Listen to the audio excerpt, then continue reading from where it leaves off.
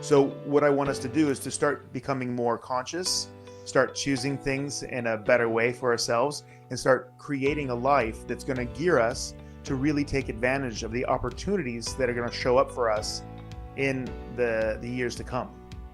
This podcast is brought to you by The Integrated Human. We work up, down, inside out to plug yourself into your potential.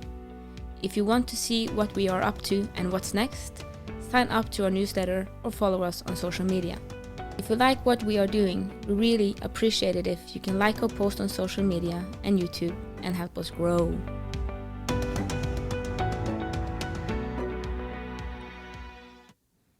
Hey, welcome to the Big and Small Podcast. I'm Jason Shields and I'm big. I'm Marit and I'm the tiny one. Yeah, welcome. Good to be back with my best friend Marit.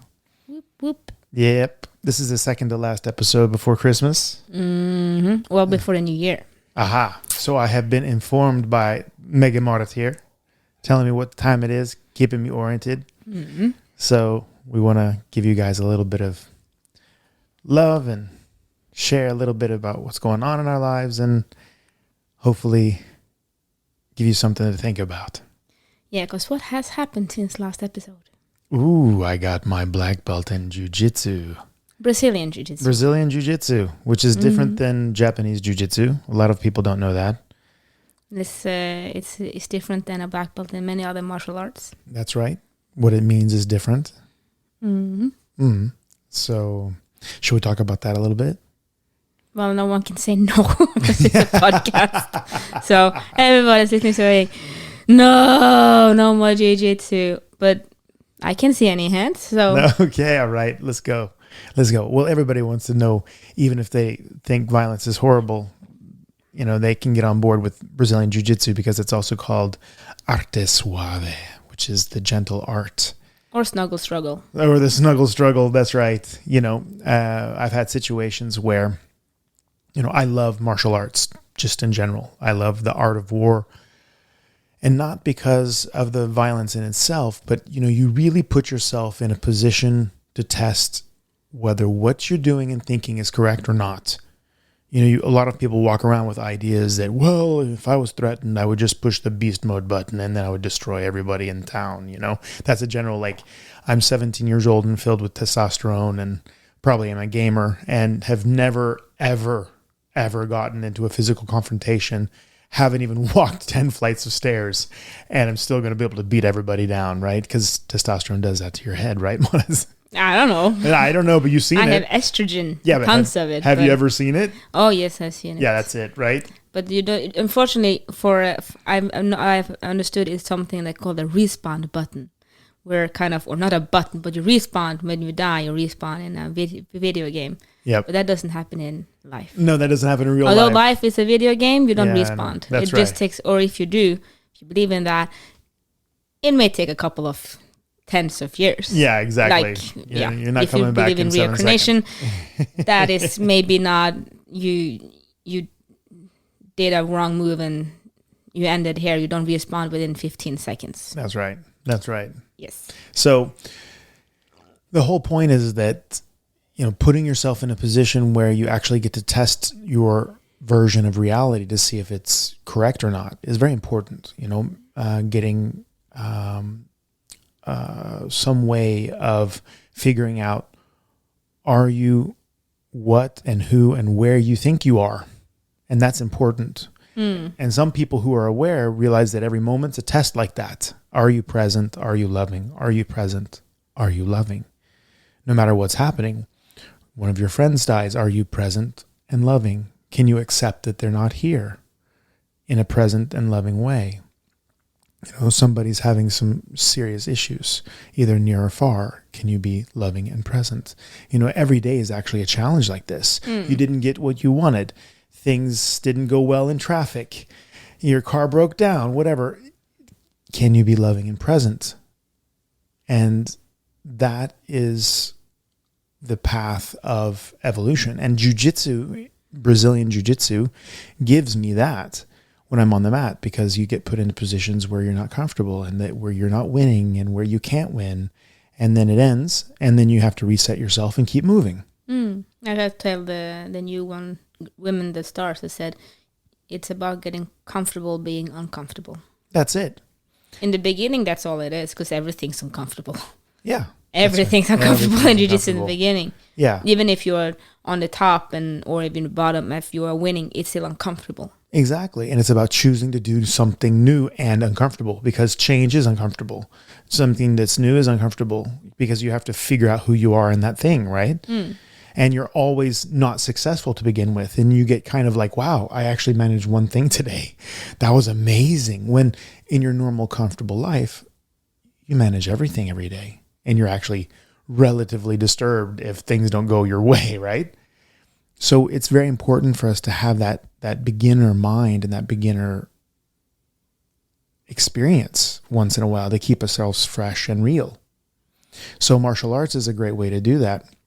And I've studied all kinds, because I'm an instructor. I've studied all kinds of martial arts and tried to figure out, where are these martial arts most applicable? You know, what distance? And everybody's like, oh, well, I do boxing and boxing's the best. Or I do kickboxing, kickboxing is the best. Or I do judo and judo's the best. And I do wrestling. Everybody thinks that what they're doing is the best because it's the best for them right then. But, you know, let's say that you have a pocket knife and you have to attack somebody who's 1,000 kilometers away. You need to be a good thrower. You need to throw pretty good, right? I mean, that's the whole point. Or if you have a sniper rifle, but the guy's chest to chest with you, it's not going to work very well. So the whole point is that, you know, every martial art has its own situation. And those of you that are not interested in martial arts, this applies to your life, because the tools that you have, the roles that you play, are situational. For example, you're a business person and you're a big business person. You come home, you're the leader of your business. You come home and you have 4-year-old twins. You try to boss them around the same way. You try to run them like you run your employees. I guarantee you the result will not be good. Or if you try to talk to your spouse that way. Or you talk to your employees when they haven't been performing as they should. Yeah, it's a different relationship. And you're sleeping outside that night in a doghouse. Never happened to me. Though we do have a doghouse. Yeah, thank God. Well, Sivi's not here to say that happened. So. She's not here to raise her hand, so. No. So anyway. Maybe she's sitting at home. No, I'm raising my hand. She does listen to her podcast, by the way. Loves it. So. Hey, Siv. Hey, yo. Yes. Yeah, anyway. Brazilian Jiu-jitsu black belt. In Jiu-jitsu, you can't get a blue belt, which is the second rank, basically. We have white, blue, purple, brown, and black. And then there's some grades over that. But in jiu-jitsu, you basically run the practical aspect of your evolution in the martial art until black belt. And then after that, it's more like, okay, you've been here for a certain number of years and you're involved in different ways. But it takes on average anywhere between 10 and 15 years to get the black belt. Yeah, and it's 10 to 15 years with consistency. Like when you received your black belt, now it was one that had been practicing jiu-jitsu for 17 years. Yeah, that's right, for 17 years. And another thing that's very interesting about this black belt in Brazilian jiu-jitsu is that if you think about the 10 years that I've been training, how many of those are 3 to 6 hours a week? None of them. None of them. I've been training anywhere between 17 and 21 hours a week and competing at an international level and winning world championships. And it still took 10 years. It still took 10 years, my friends. And like you said at the beginning, in this martial art, you can't actually receive the second degree, in a way, second level in belt before you're 16. That's right. The blue belt is not even possible, even if you grow up in a household where you literally have your first kimono, your first BJJ, your Brazilian Jiu-Jitsu uniform when you're 6 months old. You literally cannot get it until you're 16 because it is a fighting belt, meaning that traditionally, if you're a blue belt, you should be able to take challenge matches and win them from other martial artists, which I've done against world champions in kickboxing. I have other people who've come from MMA to challenge us and to work and to test jiu-jitsu. And you have to be a representative, which you shouldn't put on anybody who's at least not partly 16. grown, at least 16, right? And then you have, of course, 18, which is the absolute youngest age you can get a black belt in Brazilian Jiu-jitsu. So a lot of people try to equate a black belt in one martial art with a black belt in another, and some other you just can't do that. You just can't do that. They It's mean completely different a bachelor things. is not a bachelor. No. And if you look at it, a PhD is not a PhD. No. Like it's not the same. No, it's not the same. And it's not that the other black belts are not worthy. They are worthy. They're within amazing, their but sports. in their sport, but they mean something completely different. By the way, if you hear some gremlin noises in the background, we apologize. I think you don't, because we have invested in High quality equipment, but we have a new puppy in the office. Yes. Now his name is Asko, and I'm telling you, he's the cutest little German Shepherd puppy you have ever seen. Except when he bites your hair. That's right. When He is a trying gremlin. to take him out to pee. Yeah, But anyways, if you hear anything in the background, he's just bullying his uncle. that's right. So so I can hear him. So if you hear him, we apologize. The puppy is well taken care of. He is biting his uncle in the testicle. Yes, so, he is. Yes. So he is fine. The uncle is a little bit miffed. But that's gangster. It's gangster. Yeah, you walk up and you just like nip your uncle in the scrotum. And if you Straight up. you have even ever watched or do martial arts, especially Brazilian Jiu-jitsu, it's an open weight match, and the tiny one is winning. Yes, so, he is. He is. The uncle is too nice. Yeah, he uncle's is very loving nice. and present. Yeah, he's very loving. He's very loving and tolerant, man. Oh and my tolerant. God. So Wow. that is just to explain if you hear any gremlin sounds in the background. Yeah. He is fine. Yes. All well. Yes. But back to jiu-jitsu. Jiu-jitsu is often used as therapy because you learn basically, of course, how to relate to other people on the mat. You learn how to be uncomfortable and not react in a unbalanced way because you're constantly put in positions where you're not comfortable. And children and young adults, and especially men with loss of testosterone, learn how to relate to others. They get their energy out, of course, because they're training really hard, but they also learn not to hit and kick. And I did karate for 16 years. I was on I was training with the national team in karate here in Norway. My sensei, Rune Jornesson, is amazing. He trained with Stein Rønning, who's a world champion in karate, amazing fighter. I love karate, but if you only have punches and kicks and somebody you care about, like your uncle gets too drunk at a wedding and he starts getting violent or out of control, what do you have to do? You have to contain him if he's creating a mess. And if you only have punches and kicks, that's kind of something you can't come back from. You punch Uncle Ronnie in the face and knock out his teeth. He's going to remember that when he sobers up, and he's not going to be your friend, right? Almost no matter what he did. So the point is that when you can take a person down and control them on the ground, which is very useful. And I'll tell a little story about that in just a second. You know, you take a person down and you control them. What ends up happening is that you can exhaust them or allow them to think about the situation a little bit before you start throwing blows. So it's a very useful tool. It's a useful tool because you never know when somebody needs help. I think, Marit, you've heard this story 15 times. It's never. I have no clue what's coming now. Right? But just think about how many times I've heard it. Well, you're telling it, and you love telling stories, so it's kind of... Well, I was walking in Bergen. Story time with Jason. Story time with I was walking in Bergen, and there was this giant guy. He's probably like, I don't know, 1.90 meters, I don't know, 6'4", 6'5", 6'6", carrying a giant mirror. And there was a lady behind him with an IKEA bag filled with stuff. And he just turns and throws the mirror down on the ground, shatters it everywhere, and smacks her like bam. And this guy's giant. Like his hand is the size of her head. Okay, so it's like getting hit. I mean, it looked like a tennis racket. Smacked her on the side of the head. And I was like, oh man, that's not okay. Because she's not that big. He's giant. I don't know what's going on, but the violence needs to stop. So I run over there and I get in between him, and he tries to hit me. Right? Well, okay. I kind of do that a lot. So I ducked and I grabbed him and I laid just him for the down. people that know, Jason have been practicing 15 years of karate. Yes. So you know how to duck punches. Yeah, Just so yeah. it's kind of, don't try this at home if you don't have any experience. That's true. Yes. So I grabbed the guy and I lay him down and sit on his chest. And at that point, basically immobilize him, you know? And I didn't know it was his wife, but his wife came over. Oh, please don't hurt him. Please don't hurt him. He's a diabetic and he just put a little more insulin on the bus here, and the bus was late and we were supposed to get somewhere to eat, and his blood sugar is super low and he's having, again, reaction. And I don't know if you guys know this, but if a person has low blood sugar, what happens is that, and that's what happens, you have a normal blood sugar, and when you're diabetic, your body's not producing insulin.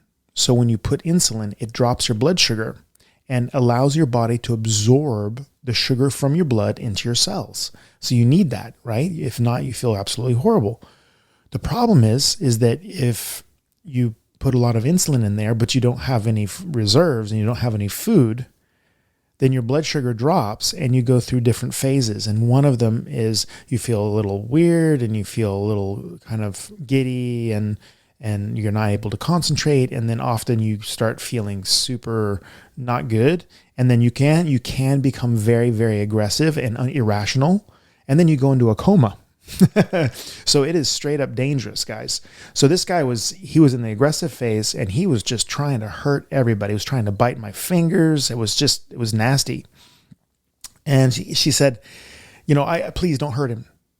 He's having an insulin shock. And I said, I understand. I have people with diabetes in my family. I said, go get something sugar. Just run. So she ran under the tunnel and into the shopping complex, into the 7-Eleven thing, Narvesen, I think it's called, and got one of these like gel packs that bikers use. That's just basically sugar. It's just plain sugar gel. And she comes out, and of course, a person who's having this reaction is not going to be easy to feed. Like, they don't want anything to eat; they want to hurt you. You don't. Yeah, right. Yeah. Speaking from experience. Yeah, I don't. People can sit on me, so I don't get that violent. But yes, yeah, you do not want to eat. Like, it doesn't make sense if you haven't experienced it. When you have low blood sugar, you refuse to eat. That's it. It's impossible for you to eat. Yes. Like, you have to have like one of those crowbars to open up the mouth. Exactly. So what did I do? I realized there's one thing that your body puts above everything else, and that's, even above bad attitude and diabetic shock, that's breathing. So he kept like turning away. So I covered his mouth and nose so he had to breathe. And the moment that he opened his mouth to breathe, we just squirt all that stuff into his mouth and he couldn't do anything but swallow. 10 minutes later, he was totally normal in his head, but he was exhausted. Of course, because I've been sitting on him for 10 minutes. But also, when you come out of this, you're exhausted. Your body's just been using so much energy that you don't have. And you're chemically just burnt. Like you just feel like crap. And he sat up and he's like, oh God, this has happened to me one time before this, that it got that bad. I am so sorry. Thank you for not hurting me. Thank you for stopping me hurting my wife. And if I'm going to say one thing that jiu-jitsu gave me, it was that moment that I understood that I helped a guy not do any more violence to his wife. And I didn't have to hurt him. And that for me was a big thing. I did 15 years of karate before that. If you had met me before jiu-jitsu and he tried to hit me and I didn't understand the situation, I may have hit him in the ribs. I may have hit him in the face. I don't know what I would have done. But with jiu-jitsu, I was able to take the guy down. And that's something that I think that's quite unique for jiu-jitsu, is that you can really control the situation without necessarily having to be violent in a way that lasts, like dental visits, right? And then you have, of course, females. Yeah, no, we actually have had this discussion earlier today, and that is, I think all kind of martial arts and activities for young people is very important. But for young youth, like it's about 10, from 10 to 15, Yeah. especially girls. Jiu-jitsu is one of the most brilliant martial arts, I believe. It suits every body type, and very many are very body conscious at that age, unfortunately. But if you're big, small, round, squared, it doesn't matter, because all body types has their advantage here. Yep. Like if you're round, you're so difficult to handle, because basically you can roll out of everything. And if you itsy bitsy tiny, you take all the space, and you find space. And if you're huge, you can be a beast. Like you can take everybody down, and you can squeeze everybody. So it's so beautiful, and it's also a very gentle art in the way that you don't have to have bruises on your face. You don't have to have broken ribs. And girls and boys learn to be tight and close, because we lay up on each other. Like if you haven't watched it, or if you have watched it, don't know what it is, it just looks ridiculous. But you lay on top of each other, and you learn to be close. Yeah. I would say you don't really lay out. You end up kind of holding each other down in like wrestling positions. But it's you don't lay on top of it. But it sounds wrong. But it sounds wrong. Yeah. But you learn to be very close to people. Yes, in a respectful way. Yes. Respect is the ultimate. Respect in a professional way. Professional way. You learn to respect other people. Of all sizes, of all types, because when the rule we have here in Voss is one rule, and that is when you step on the mat, you're not, on a 10-year-old that likes to play violin, or you don't have the PhD you have outside the mat, doesn't matter on the mat. Yeah. So you're a lawyer, you're a doctor, you work in a grocery store. You're a plumber, it doesn't matter. Everybody's just uniform. Yeah, when you put on the kimono and you walk on the mat, you're a kimono. That's it. And we treat each other with respect for the kimono. That's it. So it's very beautiful that way. And so I think everybody should try it. Yeah. And unfortunately, motivation goes up and down, but stick with it, because it's not about the short-term gain, it's about the long-term ones. Absolutely. And also, protection, because a lot of the techniques in jiu-jitsu teach you how to defend yourself when you're on the ground, because if you're a giant human being and you're an aggressor, and generally you're knocking people to the ground and going to hold them down, especially if you're a man who's going to be doing violence to a woman. And if you can protect yourself when you're on your back on the ground, the chances that something lasting and dangerous or life changing is going to happen to you is much less. Right? A lot of the positions that we learn to attack from the bottom are situations where, unfortunately, women are more commonly put than men. And, you generally learn self-defense because you're going to protect yourself from bigger, stronger, more aggressive people. You're not using it, hopefully, to beat up smaller, weaker people. No. Right. So the issue for our society today is that we have so much time behind a computer screen. We get so disassociated with the people around us. We're best friends with people we've never met or seen because we game with them, or we're chatting on some social network or whatever, but we've never actually met these people. But weirdly enough, we don't know how to handle people face to face in a socially acceptable way. Oh, less and less. Less and less. So learning how to touch people in a professional way, in a healing way, in a proper way. In a respectful way. And also feel comfortable with other people that close to you is very important, especially with all the craziness with Corona and isolation, and people are, more or less terrified. I'm not terrified at all, but of course I work with people and touch people all the time through my work and through my jiu-jitsu. But some people are out there and they literally don't have somebody to pat them on the back. Now I was reading an article, a TED article, I think, the other day, where it said that people have literally not been touched, like a pat on the back or a hug for a year. Yeah. This article was from a lady in the UK. I'm like, you haven't been hugged in a year? Yeah, straight up. And they say that some actually physiologically one of the things that human need is touch. Yeah. I don't know if you know this, but there are two cells of Langerhans. There are aisles of Langerhans, which are in your pancreas. What's that word? The aisle. An aisle means a cluster of Langerhans. Langerhans is a name of the guy who discovered this. Okay, I think many like me are going, huh? Yeah, well, Okay. you'll understand in a Okay. second. But they're, and I just use both of them because I want people who know to know that I know. But the Langerhans is a person. Langerhans. Yeah, it's a person. Yeah, it's a person. Okay. Yeah, he's a researcher. Yeah, he's a researcher. Okay, I'm like, yeah. Is that in your body? Yeah, but it is in your body. Oh, yeah. Yeah, Okay. that's the cool thing. The isle of Langerhans, or the islets in the pancreas, which help you digest food.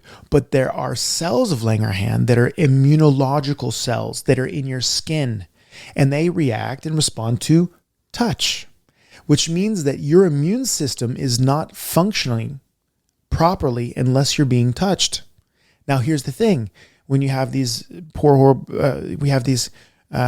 horribly sad cases of babies who are born with drug addiction and they're alcoholic or they're premature, one of the things that they do to treat them is actually touch them, stroke them, stimulate their skin, because babies need touch. You must stimulate their body. Is and that nervous why system. you want skin to skin and not skin and clothes? Yes, you would much rather have skin to skin, but you also even skin to clothes, man. Just putting your hand on somebody's back. Yeah, I was thinking and about stroking babies. them. Yeah, of course, babies. Yeah, of course, of course. Yeah, but also that you should just like Marit, strip it down, give everybody hugs. Everybody hugs, skin to skin hugs. No. I like hugs. Yeah. I prefer, with clothes on is good. Yeah, clothes is very good, right? So the whole point is that you need that touch, and non-thrival syndrome is a syndrome where babies don't get touched. So the problem is that there's a major part of our society that doesn't ever get touched. And who do you think that is? Old people. And who are most isolated because of this corona thing? Old people. So I'm and also saying, say young men. Yes, young men, of course. Old people and young men. Yes, that's actually true. And where do we see a lot of issues?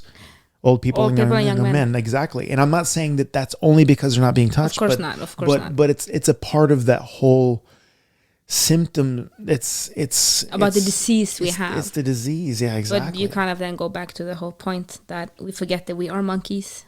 Yeah. We forget that we have a body that has its needs, and that we are not just living in our heads. That's it. Well, we are living in our heads, but we are so much more. Yeah. Because we should be total humans. Yes. But we live in our head, and then we think that the body doesn't matter. But then you see when people go outside, they get violent, and who's that? That's the monkey. Yeah, it's the monkey. That's not getting what the monkey needs. Exactly. And getting developed as the monkey should. That's right. That's exactly right. And of course, we're not calling little Joey at 16 a monkey. Yes, we are. Of course not. Yes. We're all monkeys inside somewhere. I'm a monkey. Yes, exactly. And we all have monkeys. That's right. We all have the beautiful monkey inside us. And when I say that, I'm not disparaging your evolution as a human being. Of course, we're all enlightened beings and sent here as celestials, having a corporal experience. But big words. We're spiritual beings having a material experience. Thank you. Yes. But you have to respect the fact that you are in this world with your feet on the ground. And you also, if you're a very materialistic person, have to realize that you have philosophical and spiritual needs. You need connection, So anyway, I think that, we can definitely recommend Brazilian Jiu-jitsu. Oh, yeah, big time. If it hadn't been for Brazilian Jiu-jitsu, I would not have had the process I had. That's a very true thing. That was Jiu-jitsu that you would have found me anyway. I would have, but I have had a lot of success before. I've kind of gotten what I wanted with hard work, of course, but I've kind of managed that. And every time I met an obstacle, a new door has opened. So I never had to kind of face the obstacle until I started Brazilian Jiu-jitsu, because I want to become world champion. Yes. And then the competition, I couldn't hide more in the competitions, because again, like I said, you really get confronted with what you have inside. Exactly. In Jiu-jitsu. Yeah. And then I got obstacles, and you try to avoid them, but at some point, because the goal is higher than the willingness to avoid the discomfort. Yeah. Exactly. Where you really want it so bad, you're willing to walk through the fire to get it. And then for me, at least, the big obstacle 1-on-1 has become so big that I say, okay, now we have to fix that. And when that kind of been worked on, I'm like going to next competition or a new one because it takes some time. And then you find another one. Yeah. And then, okay, we need to fix this now. And what's interesting, it doesn't have to do with technique in jiu-jitsu. No. It has not nothing, even close. like it does not, or nothing, you're not strong or enough. It doesn't, you don't, not that, but it's self-belief, it's self-doubt, Yeah. it's self-hate, it's being stuck in the rules that you think applies to you, it's the fear of not being liked, it's all that you have to confront and break. So for me, that's jiu-jitsu. And like I said, now I want, for me now, the drive to compete is not the medal in itself, but it is to really test my work. Yeah, that's it. So that's the goal now. So I just hope that in 2 years, goal is 2023, that we can test it again. Yeah, that we can go traveling. You can say that, and you always get tested on a mat, but you know, when you feel that everyone is watching you, although perhaps just two are, like, but you feel like you have the burden of the club, you have the reputation of the club, you have all your work, all your hours, all the sacrifice, your whole family, you have so much on you, but then still be able to let that go and just perform. Yeah. And be aligned and not have all the doubts and all the emotions coming up. And like we said, you want to go up, down, inside out. That's instead it. of inside up, like I've had. Yeah, exactly. So for me, jiu-jitsu has been the greatest in, okay, I'm in good shape and never been in better shape, and I can break an arm or two. But the most important thing is that it showed me where I need to work in my self-development process. That's what it's given me, mostly. That's it. And actually, any situation where you really test yourself and in a way that you can't just leave. It's not easy just to pull out. Then you get to see who you are. I had a friend. You remember my friend I talked about that got one of our podcasts that he got stranded in Florida and he was running around in his underwear, the super rich guy. Yeah, well, you will find that in Spotify. Yeah, exactly. You guys should listen to that episode. It's an epic. I don't want to tell the whole story, but that guy was a multi-millionaire. I mean, he woke up after literally the day after he graduated high school with $360 million. And that's a whole lot of money, right? That's more money than and that's back in the 80s. So it's way it's just inflation. It's insane. Money. It's so much money, right? So the whole point is that he had one of the first ever supercomputers. So he bought a supercomputer and decided, I'm going to learn how to program. How long do you think he was programming before he gave up? 2 days. 2 days. That's right. And he had like a hot rod. Oh, I'm going to learn how to work on cars. I'm going to make this the fattest, nicest, most amazing. I'm going to put Formula 1 parts in this bad boy. He had this big plan. How many days do you think he worked on that car? Yeah, 2-3 days. 2 days. And why? Because as soon as he hit a roadblock, he pulled out, fuck this. It's okay, I'll do something else.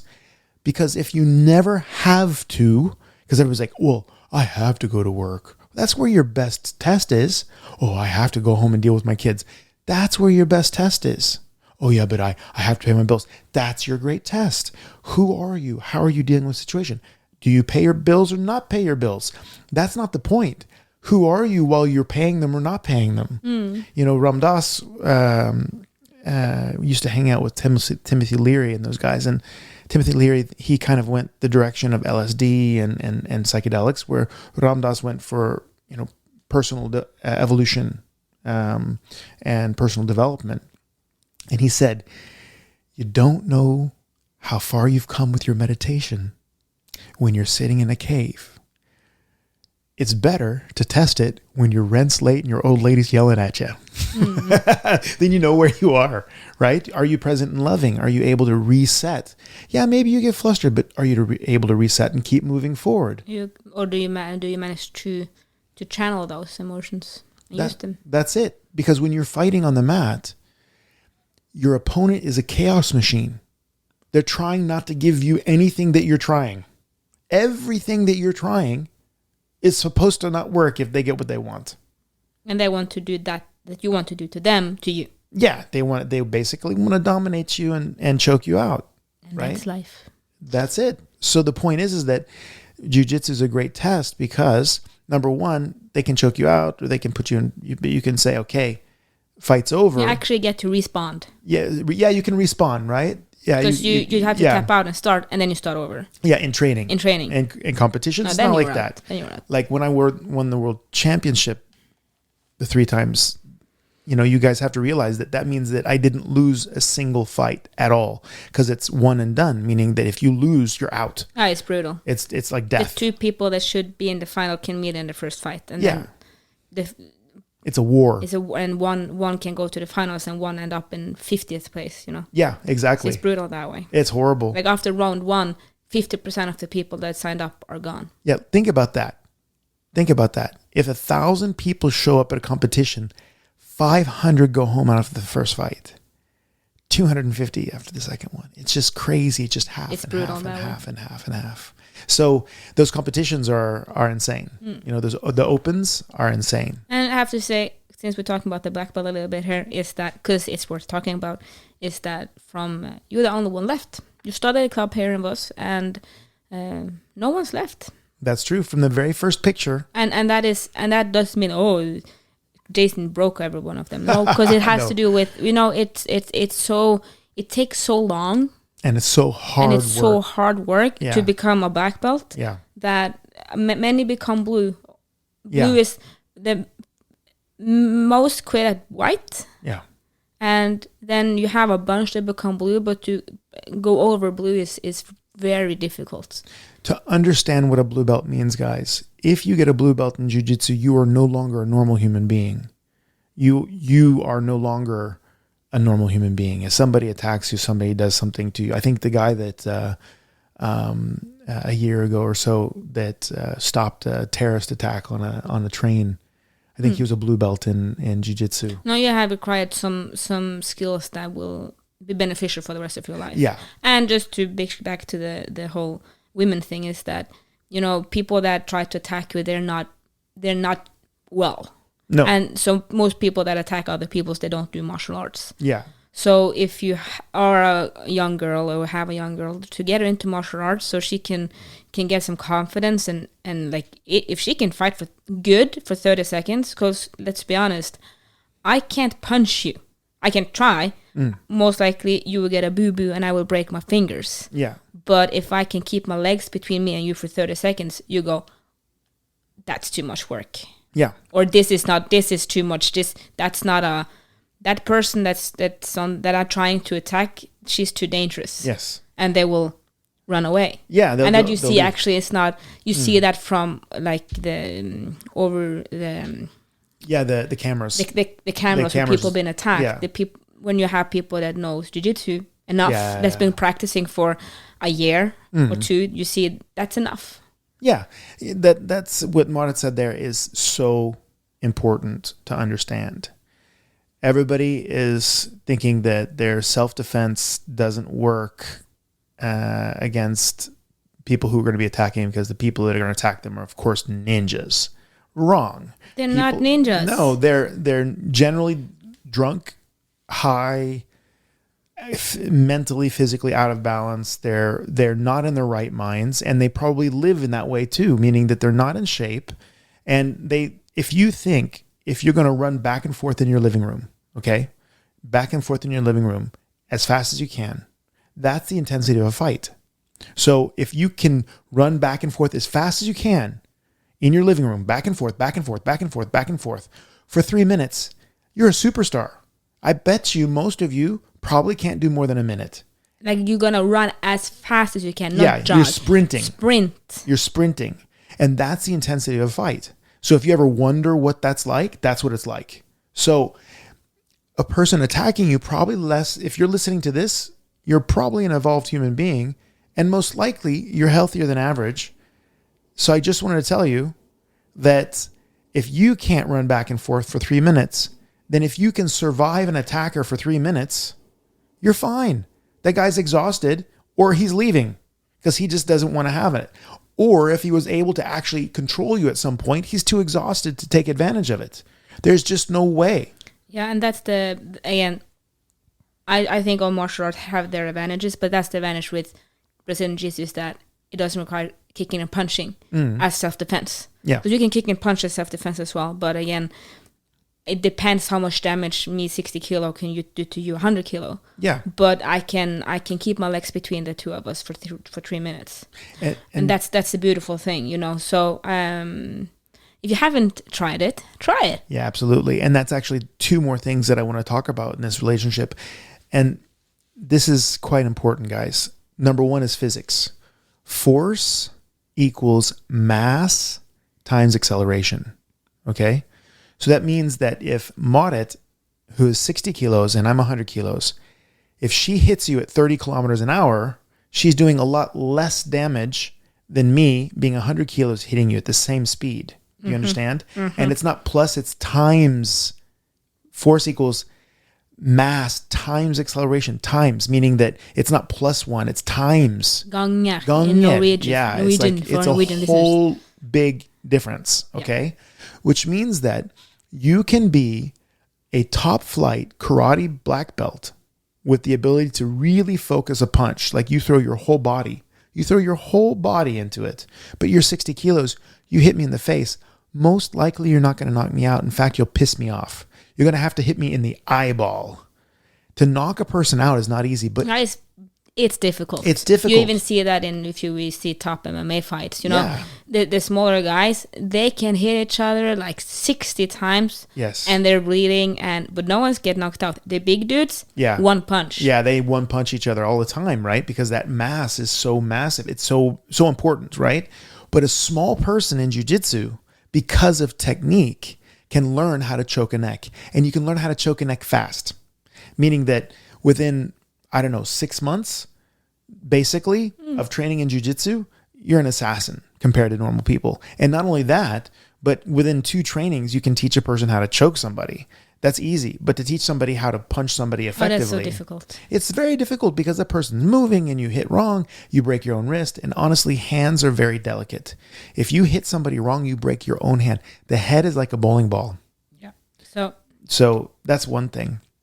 And I'm going to give a little bit of a shout out to one of the guys we know that listens to us. He travels. He's an excellent technician. He runs a performance company. His name is Olav. So shout out to you, because he was telling me that when he works with these backhoes, basically it's like a machine with a big digger on the front, right? You've seen those big arms with the big, scoop on the front, right? It's pretty cool because he taught a guy how to drive one of those in 4 hours. And after those 4 hours, the guy doesn't make any mistakes, which is amazing because it's a giant, not intuitive machine, right? And he said, now what I want you to do is I want you to stretch it out this many meters. So he stretched the arm out and he says, watch this. So Olav goes over and he's about my size, about 100 kilos. And he grabs the scoop thing, right? The claw. And he grabs one of them and he hangs from it and he tips the whole tractor, the whole truck.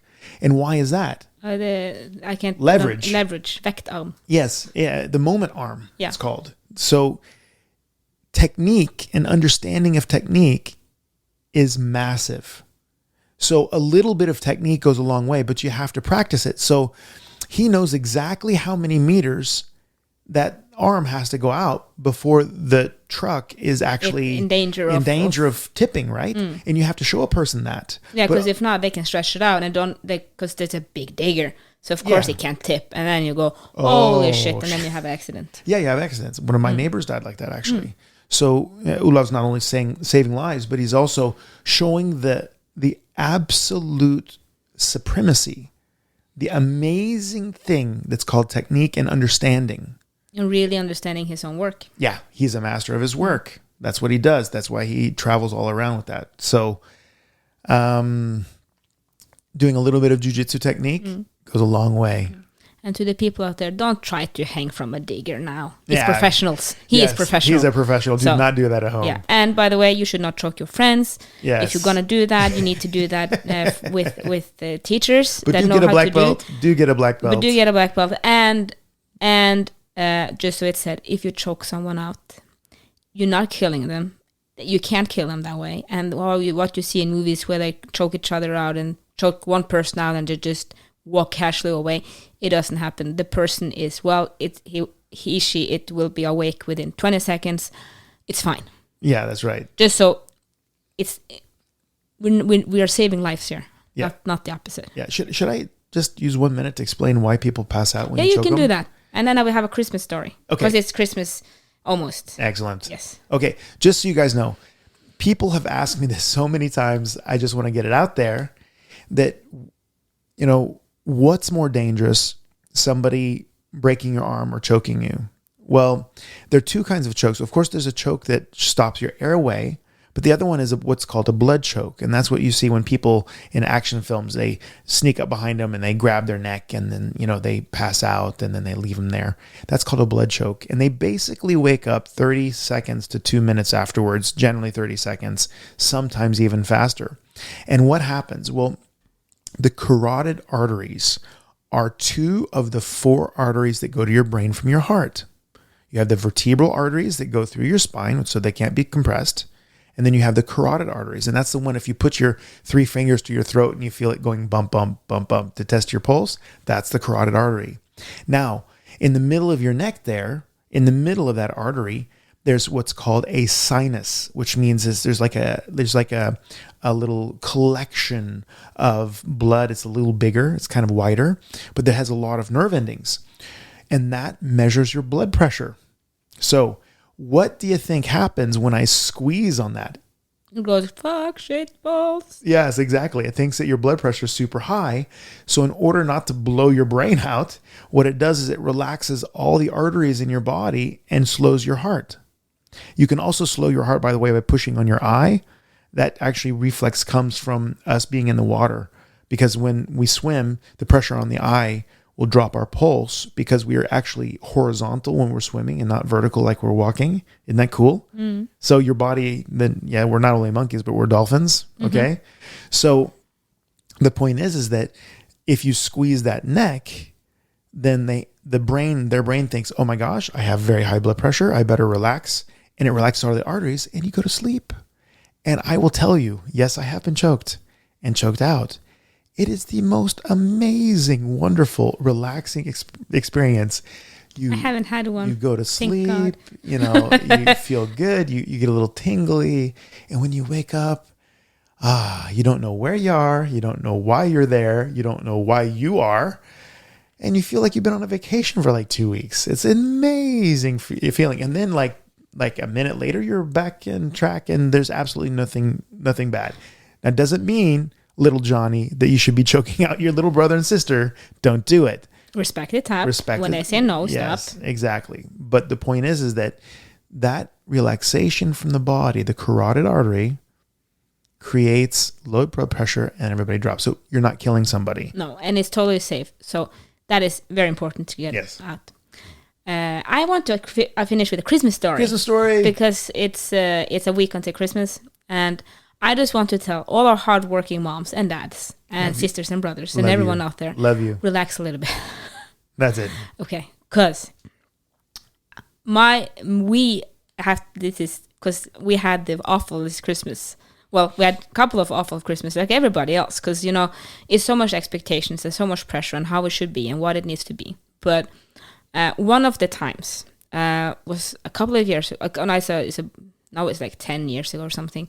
It was at least it was long pre-COVID. It was most like about 5 to 8 years after my granddad died, and we had always had this tradition that at 5 o'clock we had dinner, and that's when a choir called Sølvguttene is singing the Christmas hymn. Oh, it's so beautiful. Yeah, and my granddad, he was Please I apologize. What's the big piano in the church? The organ. The organ. He played the organ in a church. Yeah. Wow. When he was younger. So the tradition from when my mom was young is that they played the organ in the church, and then they went right home and ate. And his tradition, my granddad's tradition, was that when again the choir sang at 5 o'clock, then you had dinner. Yeah. So he's been now dead for 8 years when this story happened, and we kept this tradition. And then, stuff happens. So my dad I love that guy, but he has a tendency of doing too many things at once and not finishing one of them.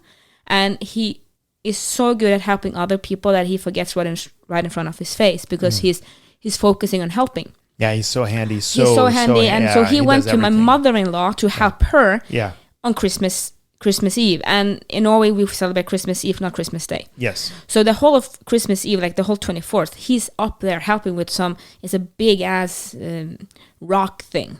And my mom is starting to get a little bit pissed, because she I need you to put up Christmas, Christmas needs A, B, and C to be Christmas. Oh yeah, it's not Christmas if you don't have all the stash. So she's upset with that.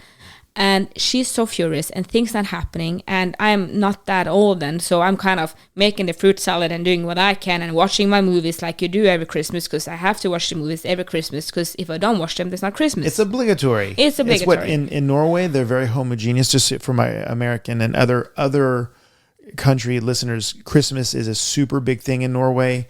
And there's everybody watches a certain Cinderella, everybody watches a certain thing on TV, everybody basically has, it's it's formal, it's very formal and very wonderful. It's the best Christmas I've ever experienced. But it's very stressful for the person that's putting it up. Exactly. You need to have, for some reason, you must have 7 different Christmas cookies. What? I know. You shouldn't buy them. You need to bake them. You need to bake them. You don't have time. I don't even know how many times Mom this year asked me, so when you bake, I'm like, I don't have time for baking this year. I'm going to buy them.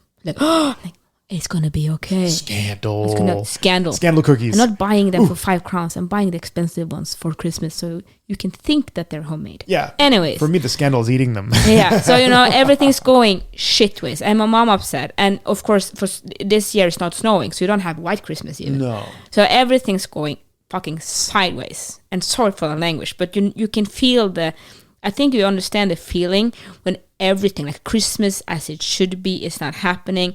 You're not performing. You're not putting on the show that you need to put on. And then to top it off, and I'm thankful this my grandma that did this donkey years mistake. My grandma overcooked the potatoes, so it became like potato mush and not potatoes. And to the dinner we have, you don't have potato mush. No. Normal potatoes. You can't have mush. So what happened is 5 o'clock. Nothing has happened. The Christmas tree is not decorated. We have potato mush, not potatoes. It's insane. So you have only one solution. You need to boil new potatoes. Oh. And that takes another hour. Yes. And then it was something wrong. So it takes 2 hours to boil these potatoes. We didn't have dinner until 7.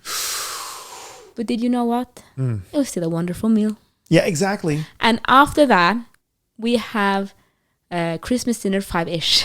Yeah, right? That's beautiful. If it's 5, 6, 6:30, it's now fine. Exactly. And after that colossal collapse where Dad didn't put up what he should, and we had overcooked potatoes, and it was just a mess. And, I'm a kid, so I'm just running around, not kind of being productive with anything, and just wanting to open presents. Things got calmer. Yeah. Much better. That's amazing. Because the idea of what we needed and how it must be disappeared. Wow, that's beautiful. So that's why I wanted to tell that story too, because it's a week until Christmas. You can buy your Christmas cookies. If you have to. If you have time to bake, go for it. Go for it, because it could be a very nice time. Yeah. But if you need to bake the cookies, make them because you want to make them, not because the society is telling you. And if you want to bake them with your kids, do that, but be present and loving doing it with your kids. Not rush it. Yeah. Because then it's better to buy it. Yeah, absolutely.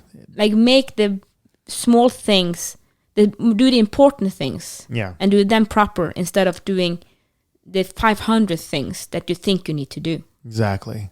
Because Christmas will happen no matter what. And I'm telling you, after that Christmas, with overcooked potatoes and Dad not doing his thing and my mom stressing around and me being a kid just farting around, just yelling for presents. And we still had a beautiful dinner. After all of that, Christmas became much more relaxed. That's beautiful. Can I make an observation there? Yes. Yeah, and that is... I have time for that. That's awesome. Because you have spirit, you have form, and function. Okay? Now, the spirit of Christmas there, your dad was off helping somebody who needed help. That's the spirit of Christmas. And you guys were together and doing something and playing roles, and the spirit of togetherness was there. So spirit, it came together at the end. Yeah, it at did. least. And then the form was not being respected, because the 5 o'clock was the form. And the function is the meal. Everybody got and you to can eat, understand that but, kind of even, you have to say, even 8 years after my granddad died, eating at 5 was still the thing. Was still the thing. Yeah, exactly. Because that was a family form. It was like the tradition. That's what traditions are. They're forms. And sometimes spirit has to basically dominate form. And weirdly enough, sometimes spirit and form will dominate function. So for example, have you ever seen a yarmulke? Like the Jewish people have the little hats that they wear. Some of them wear them all the time. Now that's in respect for God, right? But does it really have any function, like in a material way? It doesn't really protect anything but the bald spot on your head, right? Maybe it gives you a bald spot because you don't get to air it. That's right. I don't know. Yeah, but the point is that, all respect, but the function of that hat no longer is pertinent. But there's a form, there's a tradition with it, and there's a spiritual application. So you have to understand that in the universe, there's spiritual, there's spirit, there is form, and then there's function. And when you align all of them, then you have lightning. Then you know that what you're doing is you're on your path, right? But sometimes you have to allow one of them not to be there in order to honor the other ones. Yes. So what a beautiful, beautiful Christmas story. Thank you, Marit. Yeah, no, it kind of changed our whole Christmas. Wow. And after that, it's been, again, much more relaxed and much more enjoyable, because you're not stressing that you need to do stuff. It's more, if that happens, super. If not, it will still work out, So to everyone out there, because next episode will be during Christmas, so then this has happened to you. Yes. Relax, enjoy, eat cookies. You don't have to bake them, but bake them if you want to. Yes. But be present and loving. Be present and loving. And remember, you matter. Unless you multiply yourself by the speed of light squared. And then your energy. But if you can't be energy, matter. Thank you for listening to our podcast. We hope you felt we added something to your day and hopefully your life. If you want to learn more, subscribe to our newsletter and find us at integrated-human.com. That is integrated-human.com. Integrated Human on YouTube and other social media platforms.